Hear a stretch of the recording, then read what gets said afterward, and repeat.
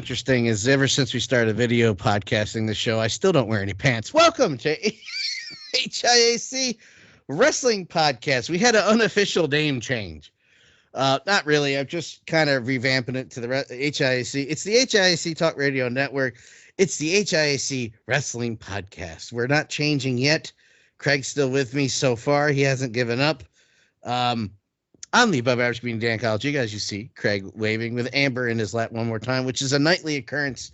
As you said, no matter where you are, no matter what you're doing, Amber is there. And Roscoe, my dog, doesn't care. He's over on the couch. He doesn't give a damn. It's like to be loved. Got a few things to talk about wrestling this week. Before I forget, I do want to mention this. We have a couple of listeners who love listening because we mentioned the NWA. Now I try to find something even minuscule to talk about every week about the NWA. And if you go to eBay right now, Craig, I don't think I think I missed the boat on ever having an NWA VHS or DVD in my possession. I just was born a little too late. It was called WCW at that point when I got into it. I just missed it. But if you are so inclined and you want NWA in your possession, there is a DVD.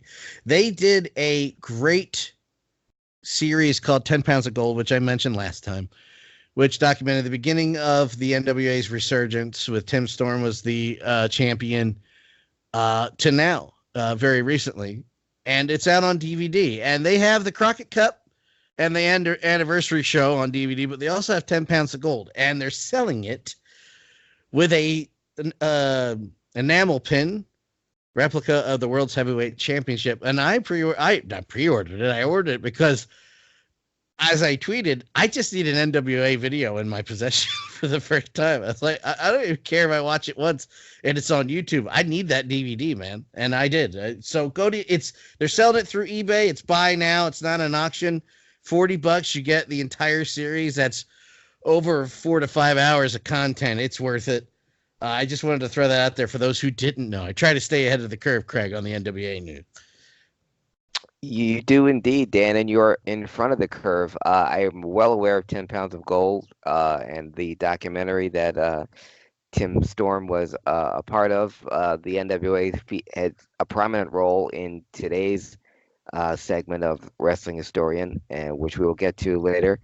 I want to point out this past weekend here in Philly was the Keystone Comic-Con, and while it's yet another con for people who love comic books like myself, what makes Keystone different is in the corner at the Pennsylvania Convention Center is the Keystone Hardcore Wrestling Wing, where Tommy Dreamer runs, and there was wrestling going on. You know, I joked on my Facebook page. That picture was. Yes, I went to a Comic-Con and a wrestling match broke out.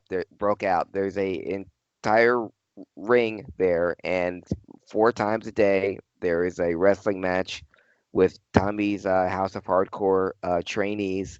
And not only are they wrestling, but they have a merchandise table up there with all DVDs, including the 10 Pounds of Gold DVD that's there, old NWA DVDs, VHS tapes, old, but I mean, Ring of Honor, CZW, ECW, obviously, and their replica belts. So I actually got to hold a replica of the original NWA Heavyweight Championship belt.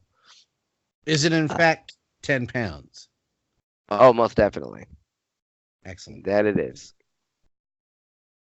Excellent. Hey, real quick before we get back into the world of wrestling, how did Comic-Con go? How is your friend Tom Holland? My friend Tom Holland is fine. Actually, he's more Rockstar Rob's friend because it was Rockstar Rob who paid upwards of $300 to get in to see Tom Holland, even though Tom Holland's who plays Spider-Man, his autograph and photo opportunity packet sold out within hours. And it was his segment was packed, but Rob was on the standby list, which means if someone died, he would get a call that he would get a spot. But he cajoled, he schmoozed, he weaseled, he did whatever he needed to, even borrowed my email to get his spot and got to see Tom Holland, and got a picture of Tom with his Captain America shield. Again, it cost him upwards of $300. To get Tom to sign the shield will be another 200, and Oh, even Rob is not made of money, but they got the picture taken. I will say that even though Rob and Tom Holland didn't hit it off, Rockstar Rob and Scott Patterson, for those of you few males out there who are Gilmore Girls fans or fans of the Saw franchise, Scott Patterson, who was born and raised in Philly and from Haddonfield, New Jersey, pride of Haddonfield, he was there, and he and I got along great. He and Rob got along even better. And Scott Patterson wants to be on my other podcast. His assistant contacted me and said he had such a great time with us that he wants to do our show because he grew up listening to WMMR, which is our local rock station and still the only rock station in all of the United States. He wants to be on our my other podcast, separate from this one, Dan, the HIAC wrestling podcast. you do another one? Yeah, Huh. trying not to let that slip out. But yeah, so Keystone Comic Con was great.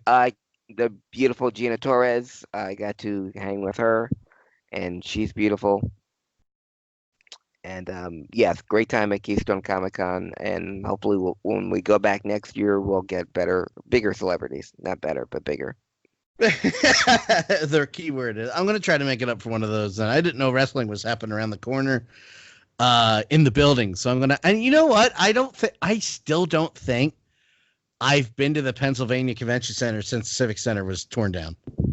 Oh yeah, you got to go. It's amazing, and I'm sure you remember Keystone Comic Con last year when Jim Cornette was there, and he had the cavalcade of horrors that happened to him. And I think because of that, he's no longer going to come. He'll come back to Philly, but I don't think he's going to do Keystone Comic Con again, which is very sad because I would have loved to see him. And everyone who did see Jim Cornette last year had an amazing time. Jim Cornette just did not have an amazing time during his stay in Philly. Now, I know we like seeing Amber, but for the rest of the show, I would like to see your face, and so would the viewers. So if you could just adjust that, sir. There he is. Hey, everybody, it's Craig. And look, we still see Kitty. And no jokes. We're going to let those jokes slide this week, but it's good to see your face, my friend. Yeah. Thank you, sir. Always good to be seen. Yeah. And I appreciate you agreeing to the video podcast. But I do want to say I did a Twitter shout out, and I want to do another verbal shout out because I know he'll message me when he hears this anyway, and I'm sure he'll say something very witty and make me laugh. But I do want to thank Harry for taking on this job. And you too. You too can buy Harry for a price. There's always a price. He does a very good job, but he makes Craig look great and me look But that's more my fault than his. But always watch to the end because there's always, sometimes in the middle, sometimes at the very beginning, sometimes at the very end, there's always a blooper stuck in or two. And this week I edited some intros and outros for all the shows with our good friends at the band Mystery Men, the Lucha rock band, lucha-rock.com. You still look up the Mystery Men album and buy it. Musica en la Mascarada. It's a great album. It's we've been friends for years, and it's also music that I won't get dinged for copyright for since they were friends. And I just want everybody to know, even though we're friends, I still asked. I said, "Hey, what's it going to cost to use your music? Do I have to pay?" No, we're buddies. Use it, and I will put a link to that. So if you skip through the intro, please go back and look for the link and at least check out the page where their album is for the digital download because I enjoy the hell out of it. I will still listen to it on a long drive back to Philadelphia or back home. And follow them on Twitter. They is good people, as they say. Now, down to the brass tacks. We had great matches in general. I want to stick this in here. Again, that's what she said. That's 3 of them this week, Craig. I have tipped over the scale on Baron Corbin. And I know you're gonna. Go ahead. You mentioned that earlier this week that you tipped the scales on Baron Corbin. We've gone back and forth on that individual on this show many a time. But what made this week different that you tipped the scales on Mr. Corbin?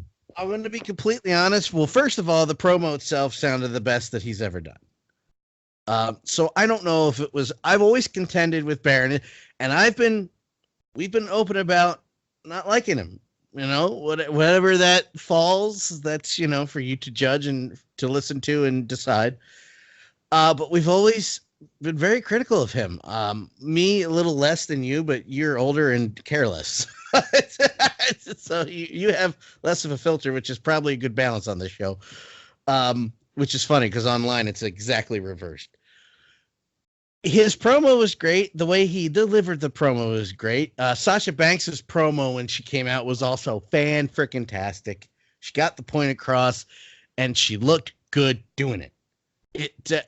I'm noticing a switch on promos sounding less manufactured is the word.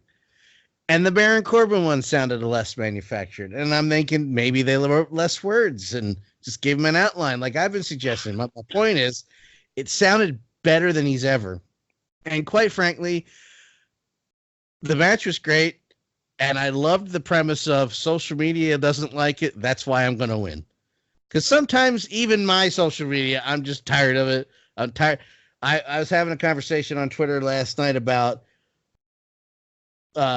most people get mad because it's not that the story sucks. It's just not what they wanted.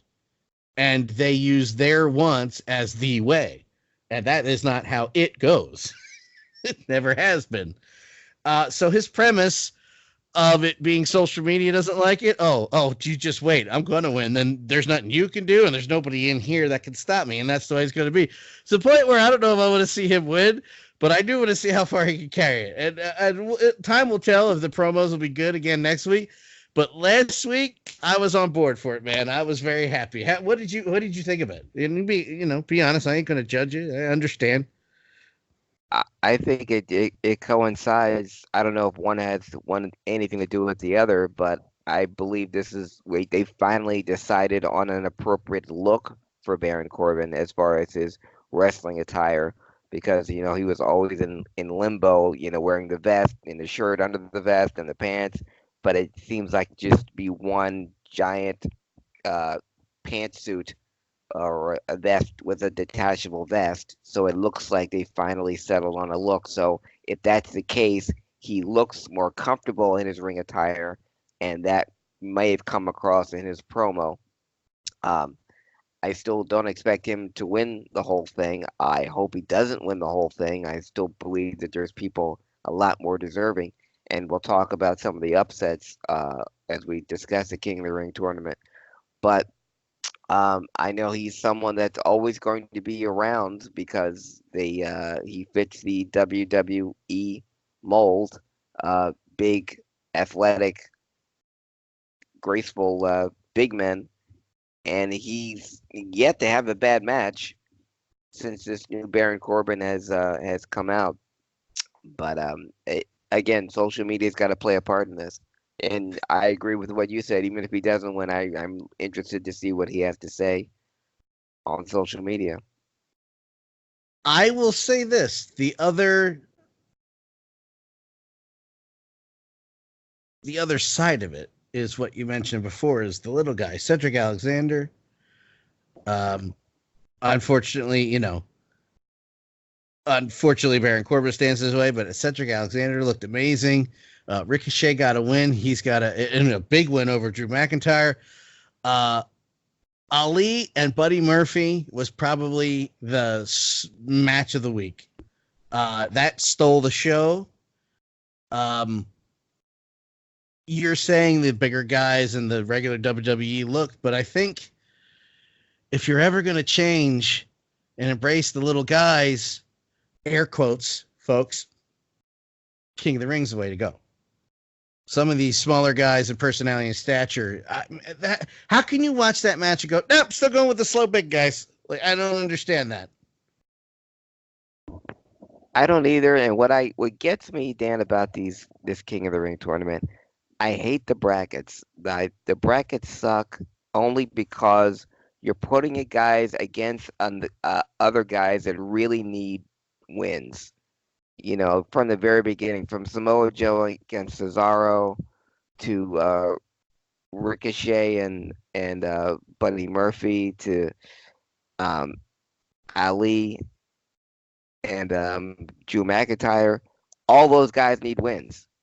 Yeah. Um, and I hate when one of them have to end. I don't know if it was intentional that every announcer and Booker T all picked Drew McIntyre to win, so that means he's not going to.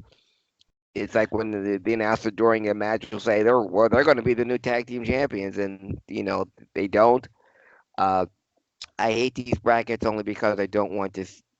Cesaro needed a win more than Samoa Joe did, even though I want Samoa Joe to take the whole thing.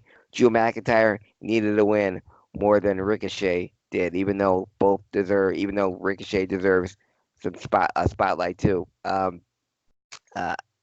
Buddy Murphy coming off of you pin Daniel Bryan, you take Roman Reigns to the limit, and he loses to Ali. That bracket sucked. They both needed a win. They both needed a big push. That was the biggest upset to me, even though it was the best match of the week. You said it, Dan, but didn't want to sacrifice either one of those guys. Yeah. I would have even gone with the cop out finish, a double count out, so that way both men remain strong. Yeah, it's hard to disagree with you because we talk about the great matches, but we sacrificed a lot for those guys in losing those matches. Like a year ago, you get the WWE. Just for example, you get the WWE 2K game, and you go, Murphy who? Right? And you don't mean that in a disrespectful way. There's so much going on right now, and there's so much I'm watching. I'm like, I know who he is. I forgot. To the point where he's literally having match of the year candidates in the middle of August, or the end of August in 2019. But then he loses the match. It's like, oh man. You get nervous, Craig, because some of these guys, you could be around for 6 or 7 months to a year, have amazing matches, lose in a tournament, and you never hear from them again on TV. They got nothing for you. And it would be a shame. That is talent. You got to start being careful with AEW and NWA. You got to start being careful. You just do it. I'm not saying, WWE is the end all be all. I mean, until something happens, it is, but you know what I mean. I'm not meaning it that way. These guys can go somewhere else and get a paycheck with that talent. You got to start being careful, man. And then that's the thing. When I look at every loss, when I look at you see the promotion for AEW during WWE matches or during the week, and then I see somebody like Cesaro, who I picked to win it, lose in the opening round. It's like, okay, well, AEW's got to look good now, and I see Revival getting jerked around, even in the Raw Tag Team Tournament. You give a makeshift team like Robert Roode and Dolph Ziggler. I mean, again, two people that both need a push because they're main event talent, but the Revival gets the short shrift again, even though they're main guys on SmackDown. On Raw, they're treated as afterthoughts. But I still look at AEW and say, now the Revival would rule that federation if they went over there. So yeah, so with every loss, and then Drew McIntyre, it's like, man, that guy's got AEW champion written all over him.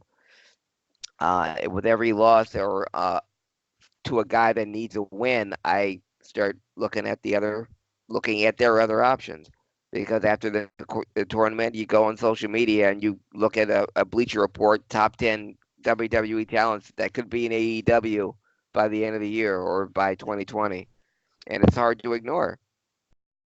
You think a guy like Drew McIntyre, after all that happened with leaving and coming back, do you think he worries? Do you think he cares at this point because he knows he's got somewhere else to go? Do you think it even crosses his mind at this point?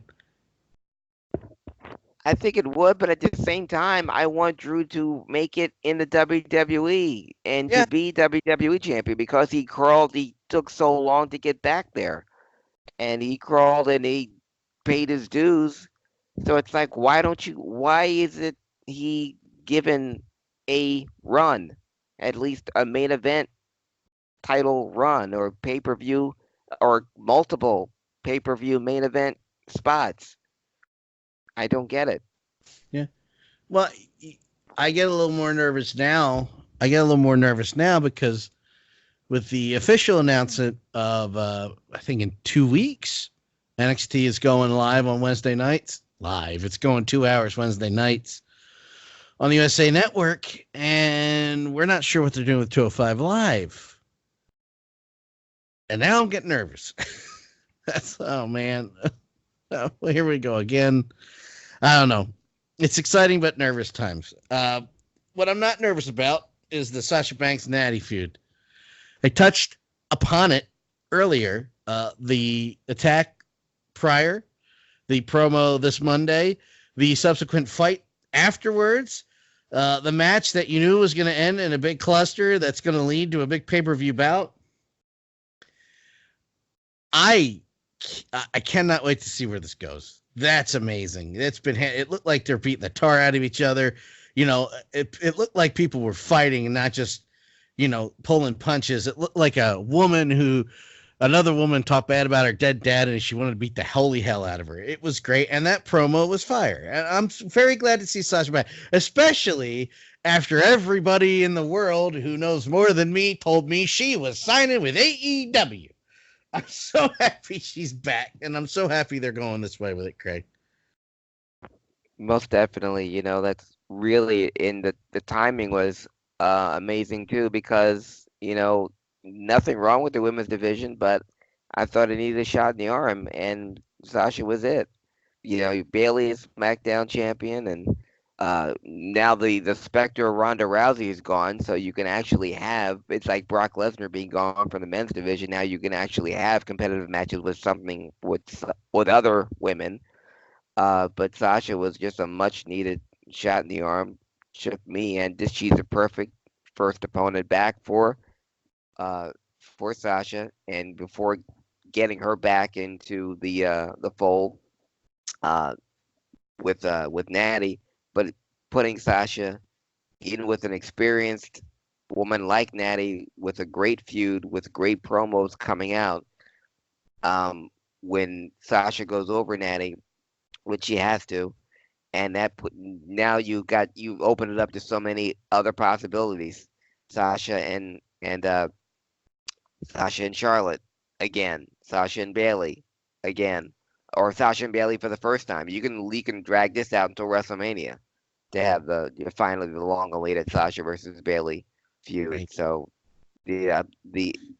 she's on fire, and I don't see her slowing down at all coming out of SummerSlam. I mean, Clash of Champions. I'm sorry. I was going to say, I'm just going to let you have that. No, I'm looking forward to it. I understood what you meant.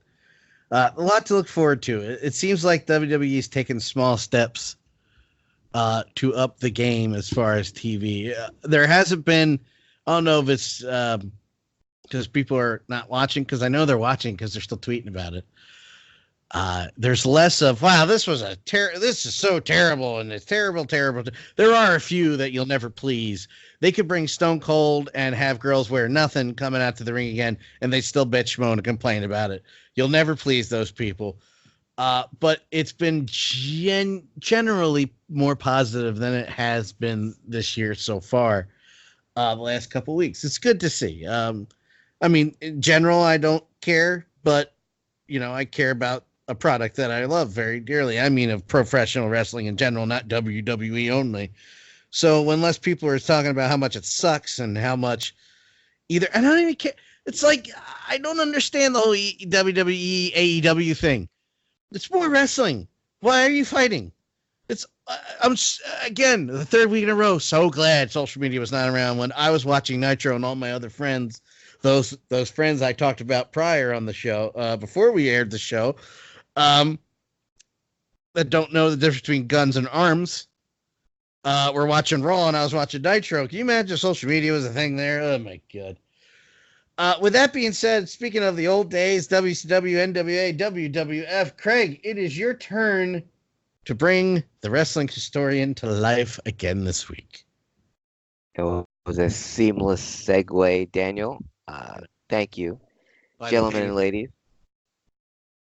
For wrestling fans of all ages, sizes, and colors, step with me, please, back into the Wayback Machine as the great HP fires up the Wayback Machine, and as the effects take part in your YouTube screen, as we go back to the past, back when titles were called belts, back when territories ruled the world, and back when sports entertainment was professional wrestling. Gonna go back to August 25th, 1984, 35 years ago, in Las Vegas, Nevada. The Road Warriors, who had been the national tag team champions in the NWA and had run roughshod over tag team wrestling from the end of '83 to all of 1984. Well, on August 25th, 1984, in Las Vegas, the Road Warriors defeated Baron von Raschke and the Crusher, two old guards, two men from the Vern Gagne era, two men who had been former AWA champion singles in the 70s and 60s. The Road Warriors defeated Crusher and Baron von Raschke to become the AWA Tag Team Champions, and the Road Warriors won their first World Tag Team title ever. Wow. Wouldn't be their last, What but year was their it? first one. 1984. 35 years ago. And the Road Warriors would hold the AWA Tag Team Championship for a year and 3 months. But while they were AWA Tag Team Champions, they would routinely make appearances in NWA matches in Memphis, in Florida, in the Southwest, and they were the most in-demand, most traveled, most popular tag team of the next 3 years. But it started August 25th, 1984, when they won their first World Tag Team Championship, the AWA Tag Team title, and that would start the legend of the Road Warriors. Wow. 7 years later, August 25th, 1991, Dan, you probably remember where you were. Sting defeated stunning Steve Austin in the finals of a tournament to be crowned the new WCW United States Heavyweight Championship. United States Heavyweight Champion. The title was declared vacant after Lex Luger won the WCW Heavyweight title, and so the tournament was held to crown a new United States champion, and Sting defeated stunning Steve Austin in the finals to become the United States Heavyweight Champion. The same title that AJ Styles currently holds now, but it can be traced back to 1991 when Sting held it when he defeated stunning Steve Austin. It's insane. Even more insane, Dan, was the same thing that happened on that date, August 25th, staying on that date, August 25th, 2002, at the Nassau Coliseum in Uniondale, New York. It was the first, last, and only time these two men faced each other, but it was an historic meeting because on August 25th, 2002, at the Nassau Coliseum, at SummerSlam 2002, Brock Lesnar would defeat The Rock for the WWF Heavyweight Championship and become the youngest ever world champion in professional wrestling history. Wow. And that would be their first, last, and only meeting when Brock Lesnar defeated The Rock. The Rock coming in was the face. Brock was the monster heel, but because the beginning days of social media, Dan, we were just talking about this, word had gotten out that Rock had signed a lucrative movie deal and was about to leave the WWE for movies. So Rock was soundly booed during his match against Brock, and you could hear the crowd turning against him. Only because, not because they loved Brock Lesnar so much, because they didn't, but it's because Rock was leaving. And fans knew that this would be Rock's last match. Who knew that that movie he made would start something off to Dwayne Johnson? Who knew where that was going to go? But smart fans knew that Rock was leaving to start shooting The Mummy Returns, and Brock Lesnar would defeat The Rock clean after Rock, of course, rock bottom Paul Heyman through the Spanish announce table to ensure it would be a one-on-one match. But Brock Lesnar defeated Rock clean and would become the youngest champion in professional wrestling history. Up to that point, wasn't Paul White the Giant? Wasn't he the youngest? Am I incorrect? No, you are incorrect. Who was the youngest till then? It was Randy Orton. Oh my God! Oh yeah, I forgot about that title reign. Never mind. Okay. Yeah, because of who he beat for the title. That's true. That's why people forgot the title reign. But yeah, by a matter of months, Brock Lesnar was younger than Randy Orton, but he was the youngest world champion in history. 17 years ago this week, Brock won his first title. Unreal. By defeating The Rock. August 26th, 1975, I remember this like it was only 44 years ago. The Blackjacks,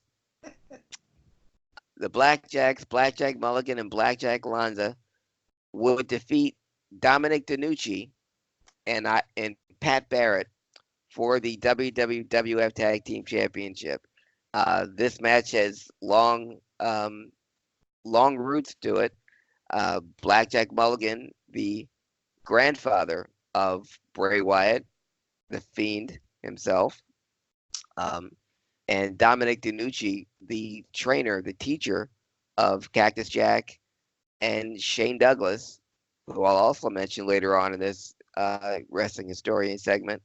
But they were all involved in the WWF Tag Team Championship that I watched Saturday morning in my pajamas because the Blackjacks had come onto the scene. These big, tall, these two guys stepped over the top rope when they wrestled. They with all black boots, black tights, black vests, and the black claw in their hands with big black cowboy hats, big black mustaches, and they would step into the ring, step over the ropes, managed by that evil Captain Lou Albano.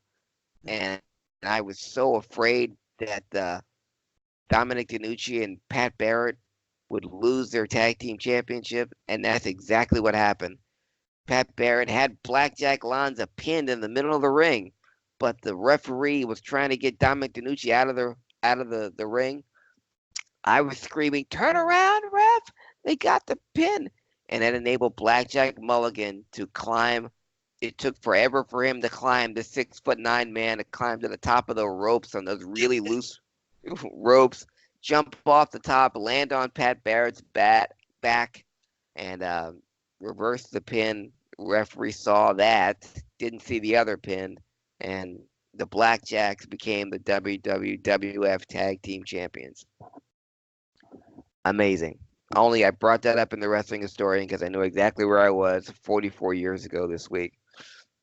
I mentioned last week the American Dream being realized 40 years ago when Dusty Rhodes won his first NWA Heavyweight Championship by defeating Harley Race. Well, 5 days later, August 26, 1979, Harley Race would regain the NWA Heavyweight title for then a third time by defeating Dusty Rhodes. Interesting, before that match, Dusty Rhodes was attacked by Terry Funk.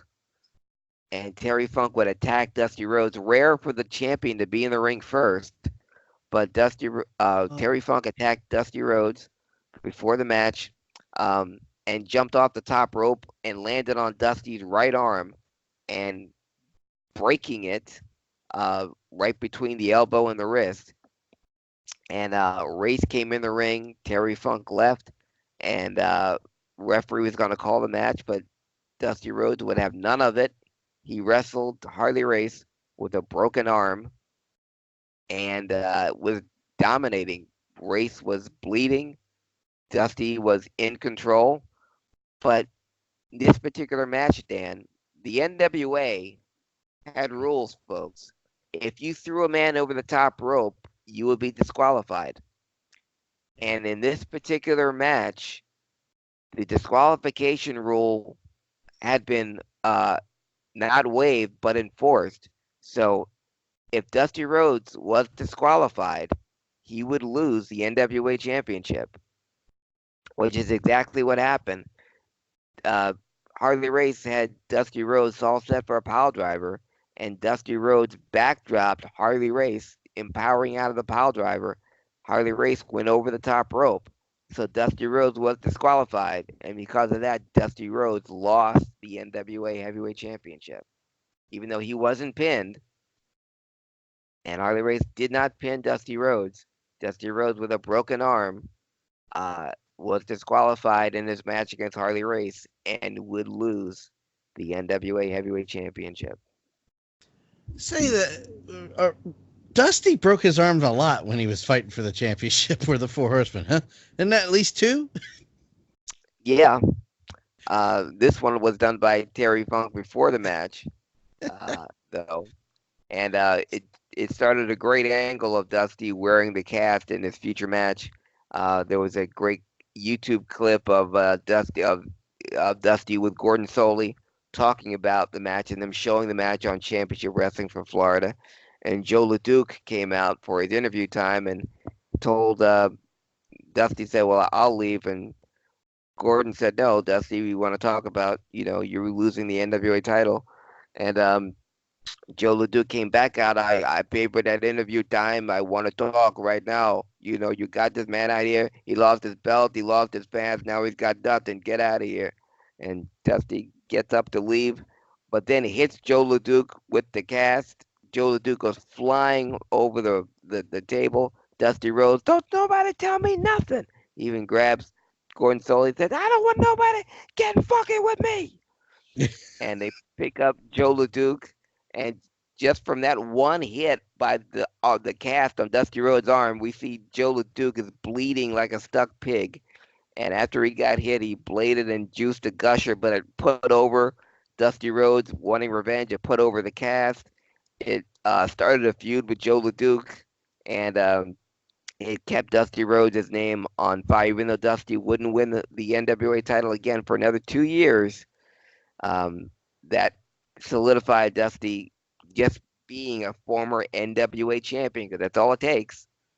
Because Terry Funk, like we said many times on this very podcast, only world champion one time.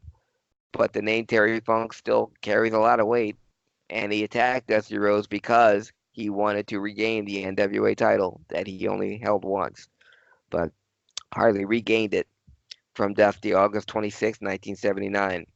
On that same date, Dan, August 26, 1991, another historic date, SummerSlam, Madison Square Garden. Not only was that the wedding of Randy Savage and Elizabeth, crashed by Jake the Snake Roberts, one of the stars of Peanut Butter Falcon, but it was also in that same SummerSlam, Bret Hart defeated Mr. Perfect, Kurt Hennig, to win the Intercontinental title. Yeah. Bret Hart's first singles championship in the WWE. And on that same card, remember I mentioned earlier in the week that the Road Warriors won their first world title when they won the AWA championship in 1984? Well, August 26, 1991, the Road Warriors defeated the Nasty Boys to win the WWF Tag Team Championship and would complete the Triple Crown when the Road Warriors defeated the Nasty Boys, they would become the only team ever to be the AWA Tag Team Champions, the NWA Tag Team Champions, and the Wow. WWF Tag Team title. So 2 days and 7 years apart, the Road Warriors would win all three recognized World Tag Team Championships. Wow. But that was August 26, 1991. August 20. It's just feats you won't see anymore. No. You know, it's never again. The Dudley Boys were the last, unless this resurgence works and you have all these companies working at the same time for, a long time. That'll never happen again. Those feats will never happen again. I still have that Dudley Boys shirt that I got right from them at the Leocora Center for lockdown, where it has them with all the titles on their shoulders and the list of all the title wins. Yeah, all 23 of them, and the Dudley Boys, they're one of their reigns. They are former WWF and WCW Tag Team Champions, even though they were WCW Tag Team Champions in the WWE. So they never wrestled in WCW, but they are former WCW Tag Team Champions. So that comes with an asterisk. But they were New Japan Tag Team Champions. They were TNA Tag Team Champions. So yes, that kind is never going to be seen again. I don't think we'll ever see a team that were WWE Tag Team Champions, NXT Tag Team Champions, AEW Tag Team Champions, NWA Tag Team Champions. I don't think you're going to see a team that's going to be in that or be around long enough to be in all those federations that I named. So what the Road Warriors accomplished 2 days and 7 years apart will never be duplicated. They won their first World Tag Team title 1984, August 25th, 1984, and they won their last World Tag Team title August 26th, 1991. They snacked on danger and they dined on death. Yeah, indeed they did. And they were the greatest of all time. August 27th, 1990. We're sticking with the theme here, Dan. SummerSlam 1990, right here in Philadelphia at the now defunct Philadelphia Spectrum. SummerSlam 1990. It's almost ironic. A day and a year earlier, Kerry Von Erich would defeat Curt Hennig for the Intercontinental title to win his first WWE singles belt and his only one. But Kerry Von Erich defeated Mr. Perfect. Would continue the streak of the Intercontinental title changing hands at every single SummerSlam. I think Shawn Michaels was the first one to not lose the Intercontinental title at SummerSlam, and it was against, guess who? Curt Hennig. Yeah. I miss that guy so much. Win or lose, God. Yeah, I do too. And Jim Cornette said it best. Dolph Ziggler is the new Curt Hennig, and he reminds me so much of him. Yeah. On that same SummerSlam card, though, the Hart Foundation would defeat Demolition for the WWF Tag Team title, and that would be the last world title that the Hart Foundation would hold. And you mentioned the 10 pounds of gold, Dan, and the NWA heavyweight title, and the great documentary that had the then NWA heavyweight champion Tim Storm and him coming back to bring the NWA title back to Philly. Well, August 27th, 1994, Dan, 25 years ago yesterday, the NWA heavyweight title tournament was held right here in Philadelphia at the ECW Arena. The finals, Shane Douglas would defeat Too Cold Scorpio to become the new NWA heavyweight champion. and Shane Douglas gave an impassioned speech where he dedicated the win to his recently deceased father. He mentioned a long list of former NWA champions: Jack Briscoe, Terry Funk, even Ric Flair, and even his former tag team partner, Rick Steamboat, before throwing down the NWA title, the 10 pounds of gold. And everyone talks about the Montreal Screwjob, Dan. I still consider this the biggest shoot in professional wrestling because absolutely no one saw that coming, especially given the lineage of the NWA title and given the speech that Shane Douglas just gave and the fact that ECW was a member of the NWA. I can still hear what's his name. After he had no right to do that. Terry Funk's the world heavyweight. Oh God, what's his name? Please, I know you know his name. Dennis Corleone. Thank you. My God, I blanked on his name. I'm like, it's very Italian. It's like I'll never forget that. Yeah, he gave a speech afterwards, condemning the what Shane Douglas did and how the ECW swerved the NWA. Uh, Shane Douglas, after winning the tournament, a tournament that he defeated Taz in the first round, Dean Malenko in the second round, before beating Too Cold Scorpio in the final round, throwing it down and said they could all kiss my ass, and declaring himself the ECW World Heavyweight Champion. ECW had been Eastern Championship Wrestling. It would now be Extreme Championship Wrestling.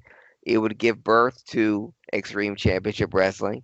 And that singular moment, 25 years ago, yesterday, which set ECW on its path to a point where it's still being chanted now. But the idea of a shoot, um, a something not going as planned or a swerve at the end would be the hallmarks of ECW. People always think of it as chairs and tables and thumbtacks and fire, but ECW was built on great wrestling and tradition of great wrestling because the wrestlers in that tournament were undoubtedly the best wrestlers in the world that weren't in the big two, namely Dean Malenko, namely Taz, namely Chris Benoit, who was making his ECW debut that same day, August 27th, 1994. But that documentary you talked about, Dan, with Tim Storm coming back to the ECW arena, coming back to Philadelphia with the 10 pounds of gold, with the NWA Championship belt. It wasn't the first time the NWA belt had been back in the ECW arena, but it was the first time it had been back while Shane Douglas was there. And Shane Douglas was there during the documentary where Tim Storm came back with the NWA belt and was later challenged by Nick Aldis. But Shane Douglas refused to be interviewed for that documentary and still has not spoken about that particular day 25 years ago since. Yeah.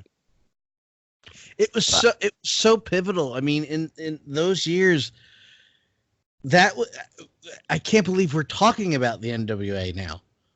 Like that, they even been chucking along for the 25 years, let alone the last 3 years, because that was it. That was the stab in the back. That was it. It was dead, and it's not. It's just that you never say never in wrestling because here we are all these years later, and even though we're not talking about it, or Shane's not talking about it, it still happened.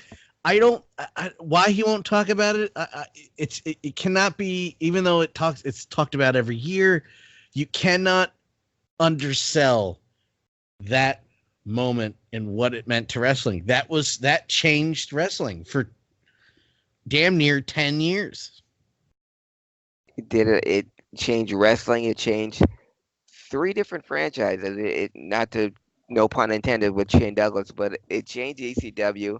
It changed the WCW because so many NWA started WCW, Yeah. and it changed the NWA because, like you said, that was the nail in the coffin of the NWA because that was what's going to bring them credibility, being associated with ECW and having an ECW champion as the NWA champion.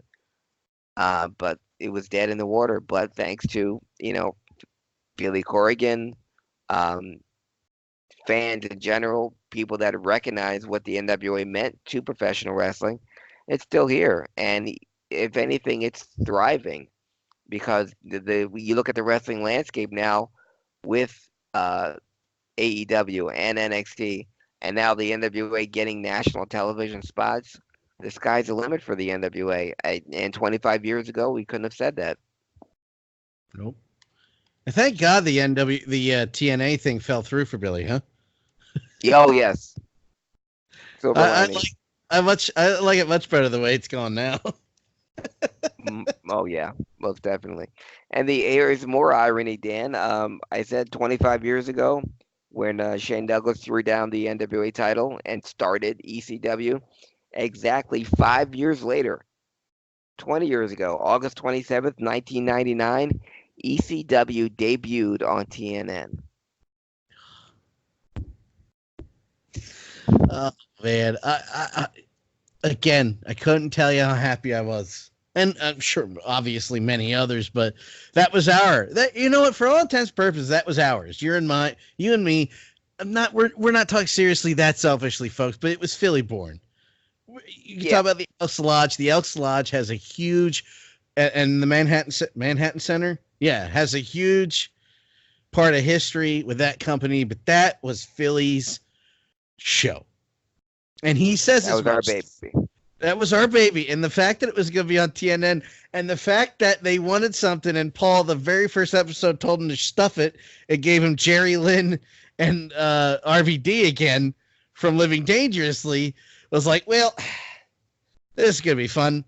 And the thing when you say ECW and TNN, that sticks out, and Paul Heyman's shoot on TNN sticks out, and the moment ECW on TNN closed with, which you will probably get into I don't remember the date. I have no idea what the date was.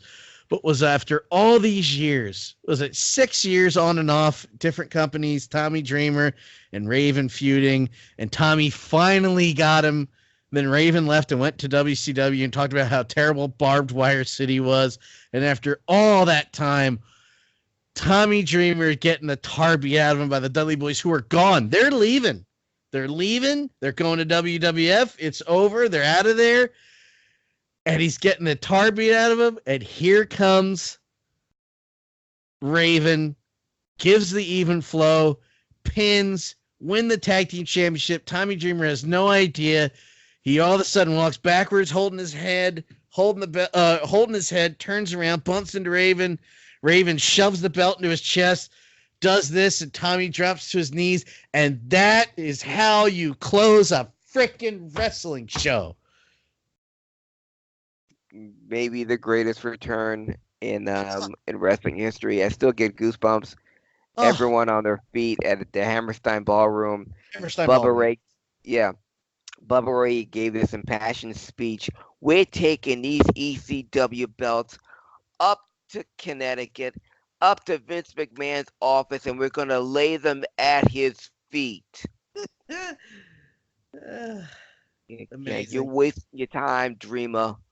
And it was such a big moment when Raven came out, and the look on Dreamer's face, seeing Raven there, and everyone's so transfixed. Absolutely no one paid attention to the Dudley Boys leaving the ring and never returning to ECW again, because that moment of Raven's return was so big, it overshadowed everything.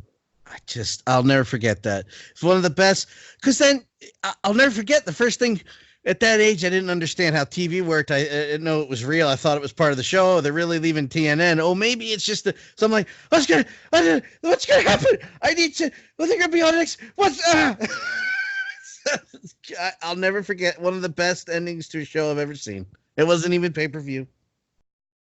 It wasn't. It was just great, great TV. Yeah. Also on that date yesterday, happy 47th birthday to the great Kelly. Wow. I thought he was Yeah. 47 10 years ago. I think his jaw's 47. I don't know what the rest of him is. His knees are 88. I know all that. I know his knees are in dog years. He's 7 years.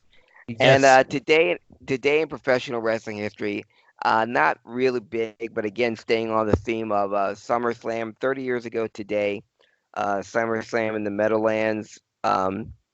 Dusty Rhodes made his WWE pay-per-view debut, defeating the Honky Tonk Man by hitting him over the head with his guitar. But on that same card, though, the Brainbusters would defeat the Hart Foundation. I'm making this a part of Wrestling Historian because this took place in 1989. A year earlier, Dusty Rhodes was facing two of the Four Horsemen, Tully Blanchard and Arn Anderson. And in 1989, they were all on the same card on the WWE. Tully Blanchard, Arn Anderson, and Dusty Rhodes all wrestling for WWE. You never know. 1 year after the biggest feud in NWA history, Dusty Rhodes versus the Four Horsemen. And that's what they call the Wrestling Historian. Amber's awake now, so I guess that signals my the end of my report. That is our cue for both of us to leave. Once Amber awakens, it's time to go. That means we've been talking too long. I want to thank Craig Legans again for enduring HIAC Talk Radio while he does the Comic Book Man. He's a busy man, folks. He's a busy man, and he doesn't make time for just anyone because I'm amazing.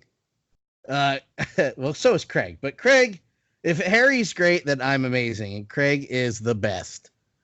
There, I get see what's best with different names, sir. Thank you for putting me over, but Dan, you as well as anyone knows that I'm nothing without you. That's so thank you. What she tells me. I mean, what? And this is the title of my sex tape. Yeah. Well, that's three. You have quite a few sex tapes because we've come up with three names tonight. There's I need to check I'm going to check your drawers out the next time I'm over, and I don't mean those drawers. Before we get in trouble, Craig, where do people follow you, sir? The people can follow me if they so choose on Facebook, on Instagram, and on Twitter at Craig Legans, CraigLiggeons. Follow me on Twitter at DanLow83. The HIAC Talk Radio Network is at HIACTalkRadio.com. No, it's not. That .com it's going to be back soon. It's on HIAC Talk Radio on all social media platforms. Sorry, I said the wrong thing. It was pre-programmed in my head, and I went to the wrong tape, and we're back. VOC Nation Radio Network at thebreakdicks.com. Our home away from home right now. The Stadium Journey and Obey the Puck podcasts are all there. The HIAC Wrestling Podcast, it's all there. And just go to, like I said, the social media platforms to follow those episodes when they're posted. And the video podcasts, like I said, thank you again to Harry, the great one, the great Harry Barnett, for putting those out. They're usually out 1 to 2 days later. And the Mystery Men from coming back into the fold as our intros and outros for all the shows. That's at youtube.com/download83 if you want to cut to the chase. And I say, please like, share, subscribe to all platforms. Let us know you're listening and give us any feedback. We've had a few people reach out on YouTube, and it's changed the show for the better. And I would like to continue that doing. So please listen. For Craig Legans, I'm the above average comedian Dan Calchico, but we'll see you next week. Have a good evening. With our good friends at the band Mystery Men Band. Wow, I can't. That's hard to. The band Mystery Men. Man, has that been fantastic. I touched upon it earlier. I don't even know what language I'm speaking anymore, folks.